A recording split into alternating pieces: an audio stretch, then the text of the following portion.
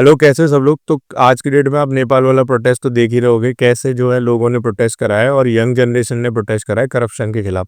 तो इससे पता लगता है कि यंग जनरेशन ना सो रही नहीं है, जाग रही है। कहीं ना कहीं वो टॉलरेट कर रहे हैं। अगर चीज़ें हद से आगे चली जाएगी तो इस तरीके के लोग जो है लोग प्रोटेस्ट करेंगे। मुझे लगता है जिस लेवल का प्रोटेस्ट हो रहा है उस लेवल पे जो है नेपाल में चीज़ें एक्सट्रीम में चली गई होंगी और लोग हद से ज़्यादा ऊब गए होंगे और उस वजह से इस तरीके का प्रोटेस्ट सामने आया। बेसिकली इससे पता लगता है कि करप्शन तो हर जगह है। अगर चीज़ें ध्यान नहीं दी जाए ना तो चीज़ें लोग इतने परेशान हो जाते हैं, फिर उनका गुस्सा जो है बड़े रूप में बाहर आता है, जो कि मतलब बहुत ही वर्स्ट कंडीशन होती है। क्योंकि अभी तो हम एक मतलब ऐसे देख रहे हैं कि भाई करप्शन के खिलाफ है, करप्शन, क्योंकि सब लोग करप्शन से पीड़ित हैं।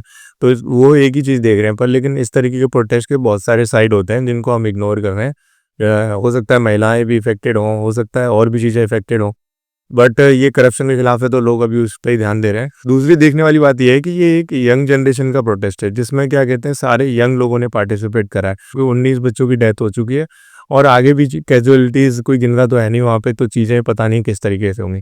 तो यहाँ से पता लगता है अगर करप्शन हद से ज़्यादा बढ़ जाए तो चीज़ें इस तरीके की भी हो सकती हैं। तो मैं देख रहा था कि इंस्टाग्राम पे लोग स्क्रॉल कर रहे हैं और बहुत सारे मीम बना रहे हैं कि आने वाले टाइम में अपने देश में भी ऐसा हो सकता है।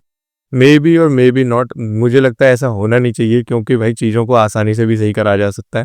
चाहे किसी पे भी किस तरीके का करप्शन हो, चीज़ों को आसानी से सही कराया जा सकता है। आप सही लोगों को वोट करोगे ना, करप्शन अपने आप ही हट जाएगा।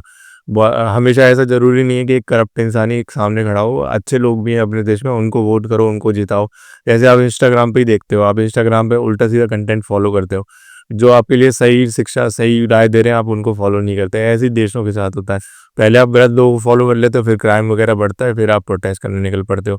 तो बेसिकली यहाँ से समझ सकते हो कि भाई प्रोटेस्ट नहीं करना है तो सही लोगों को चुनो, सही लोगों की बातें लो, अपने आप जो है चीज़ें सही दिशा में जाएंगी। क्योंकि आज मैं देखता हूँ अपने देश में भी क्राइम हद से ज़्यादा बढ़ चुका है और रेप कितने ज़्यादा हो रहे हैं लड़कियों के। तो इन चीज़ों के लिए हमें स्टेप लेने चाहिए सब लोगों को मिलके। अगर आप इन चीज़ों के लिए स्टेप लोगे ना तो देश में चीज़ें अपने आप ही अच्छी हो जाएंगी। चुपचाप घर पे बैठने से कुछ नहीं होता।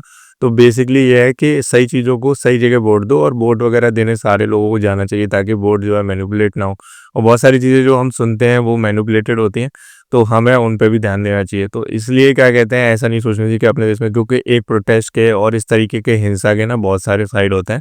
अगर चीज़ें इस तरीके से होती हैं ना तो बहुत सारी चीज़ें अफेक्टेड होती हैं। ये नहीं है कि बस रातों रात सरकार चलेगी। सरकार में कितने ही लोग हैं, गिने चुने लोग हैं, और वो मान लो उनके साथ कुछ गलत भी हो जाता है, बट लेकिन और देश है ये पूरा, और इस देश में बहुत सारे लोग हैं और बहुत सारी चीज़ें हैं, और एक मतलब इकोनॉमी रन कर रही है पूरी पूरी। तो चीज़ों को आसानी से भी सही करा जा सकता है। अगर सरकार अलर्ट है तो करप्शन को कम भी करा जा सकता है, और भी सारी चीज़ें सही करी जा सकती हैं जो गलत है।